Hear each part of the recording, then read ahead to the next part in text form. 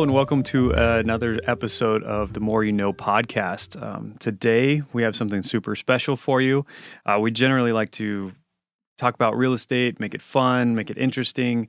Today we are not going to be talking about real estate, but rather kind of in preparation for this coming weekend, which is Memorial Day weekend, we wanted to put something kind of special together to honor those veterans and those that have fought and died in our wars that the United States has had over its relatively short period of history. Yep, exactly.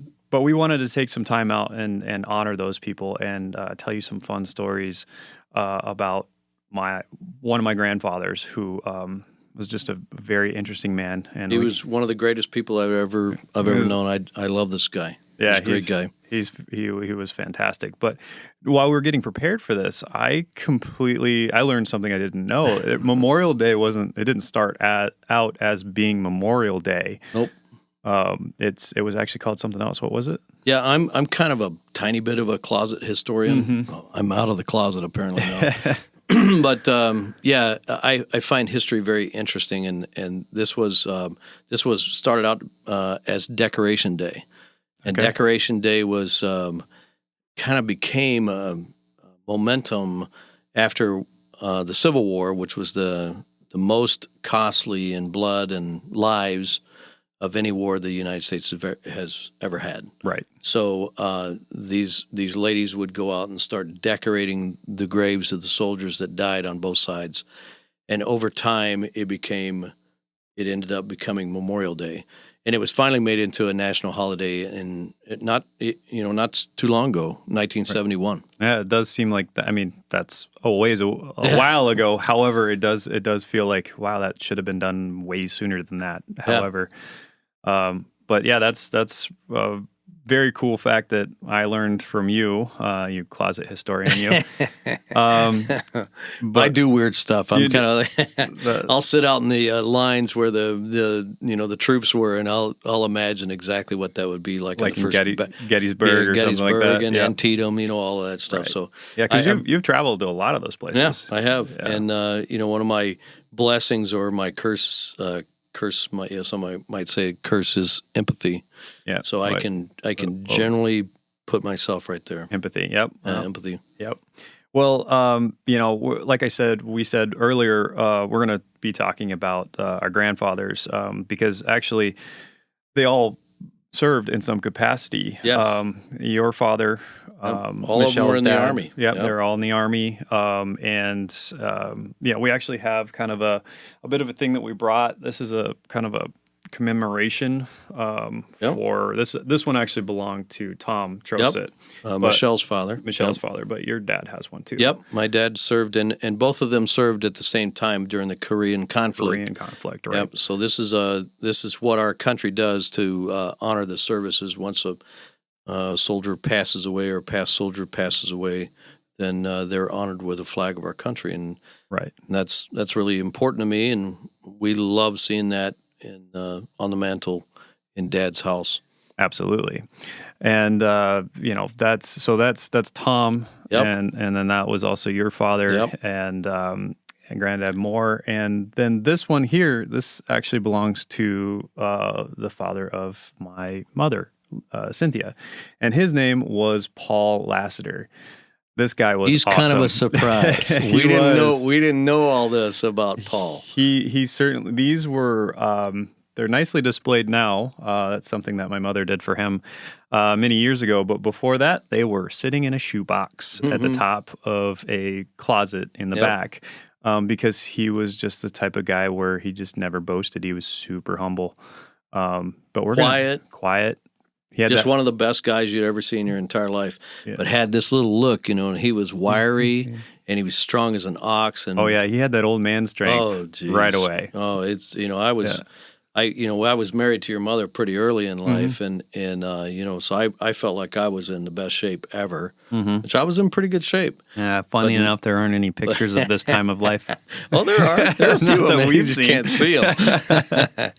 So yeah, he would always make me upset because he was just this mountain goat, man. You never could shake him. He would walk me into the ground when we were out fishing or hunting in the mountains of Wyoming. He loved fishing, and all his favorite fishing spots were at the bottom of the mountain in these little streams. You're not kidding. And down's one thing, but going back up is completely different. You know that. So, and it was really kind of interesting when we started, when these came to light, of course, here I am, history guy, right? Yep. Mm-hmm. So I had to start digging through these, and I said, well, you do realize I knew enough that some of these things on here are really prestigious. Mm-hmm. I mean, this medal right here is the third medal, highest medal that our country gives for valor in combat. Right, it's the Silver Star, which I didn't even realize it probably should be in the middle, but it fits well where it is. Yeah, but it also reflects how he felt about things. Right, exactly, and that was just a happy coincidence because he didn't know we were going to do this for him. But the Silver Star itself, there's only been 150 some odd thousand. Tops. Yeah, awarded right? in all the conflicts since it's been instated. That's rare company. Very rare company. And so when we were looking into these things, I'm kind of like a dog with a bone. Mm-hmm. And he would always tell me just the cursory stuff. Right. Well, I served on a PBY in the Adriatic, during the war, and it really, he made it sound like it was nothing. Mm-hmm. It was kind of like, we would pick flyers out, that were coming back off of bombing runs. We'd pick them out of the drink, right? Yep. And so I just kind of accepted that in the beginning, right. And as I started looking this unit up, and it was only in the Adriatic where he served in the European theater. It was only kind of in existence for about a year. Right. Yeah. And for those of you that don't know, a PBY, they actually called it a flying. Catalina. Yeah, it was a Catalina, a flying boat. So this boat was designed to land at sea, right? But it was quite large. Crew of 5, or was it 6? Crew of 5. Crew of 5. Yep. But it would also pick up sailors. So it was a large plane landing on not quite open ocean, but pretty close. Adriatic was pretty big. Yeah, unbelievable stories that are attached to that. Mm-hmm. And I came by these stories through the unit diary for the 1st Emergency Rescue Squadron based out of Foggia, Italy. Right. And so consequently, a lot of the things that we know now, and there's a kind of a companion newsletter article that we've written for this month's newsletter that you can get off our website. And we encourage you to read that because it's directly out of both the firsthand event from one of the airmen that survived, the only one from that particular downed bomber. Yep. And then the unit diarist that put the thing together for the history of the squadron. For the right, their record, right. Yep. And these are riveting stories. Mm-hmm. And there's a lot of stories that have been told in movies and whatnot about different people in World War II. But these are kind of the unsung heroes. You would never see these stories, and they are equally riveting. In fact, full of danger. Right, because most people might think, well, the plane's down. It was never going to make it back anyway. They're just popping down there to pick somebody up. That wasn't the case whatsoever. Like they were under fire almost every time they were picking somebody up. Absolutely, they were under fighter fire. They were under 88 artillery from the shores of enemy territory. They were under mostly constant machine gun fire, and also one of the things that was really interesting that I did not know is number one, how dangerous it was for a plane to ditch in the ocean. Right. That it was literally touch and go whether you were going to survive that crash or not. Right, because the plane comes apart. It comes apart. It's at 100 miles an hour. Sometimes it's going into the drink in 8 to 15 foot swells. Right. And this was not an easy thing. Right. And many flyers lost their lives in their crashes in the Adriatic. So we were so impressed going through that, just how they would jettison things, how they would jettison fuel, just to get 9 or 10 guys on this plane and then will it into the air. Right. There's even one story where it launches into the air off this off this wave, Mm-hmm. and they didn't know whether it was going to fly or not. Because they had it so grossly overweight. Overweight. Yep. So it's And a lot of times they damage the plane trying to get it out and back. There were several things in the diary where they actually taxied the plane back to the base. You know, if you can imagine how many hours it took to do that, Mhm. and also what kind of a ride that would be. Oh, horrific. And then the other thing that's really crazy is that most people don't think about this. You kind of see your favorite, Hollywood stars, and some of them are, maybe in their 40s or 50s. But really, everybody that we're talking about, they were between 18 years of age and 25. 25, you were an old man. Yep, exactly. You were one of the pilots in the B-24s or the B-17s, or, you were the old man at 24, 25 years old. Yeah. And so if you can imagine all these feats, all these things going on, were done by very young men. Mm-hmm. Right.